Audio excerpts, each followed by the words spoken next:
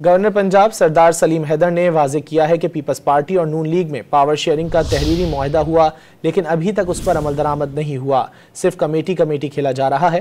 باور کرایا کہ Peoples party اتحادی حکومت کو برقرار رکھنا چاہتی ہے، تاہم مسلم لیگ نون کو تحریری معاہدے پر عمل درآمد کرنا ہوگا۔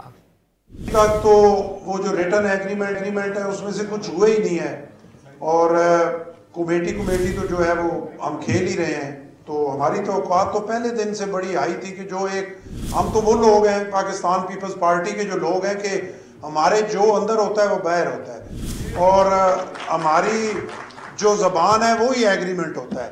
لیکن یہاں پہ ہم 3 ایگریمنٹ کر چکے ہیں، اور ابھی وہیں پہ کھڑے ہیں کہ جہاں سے شروع کیا تھا، اور آخری حد تک ہماری کوشش ہے کہ ہم اس کولیشن گورنمنٹ کو چلائیں، اور اس میں جو چیزیں ریٹن میں ہیں ان میں پوری نہ ہو تو کوئی 25%، 30%، 50% ہو جائیں۔ اس ملک کے لیے ہم اس سسٹم کو ڈی سٹیبل نہیں کرنا چاہتے۔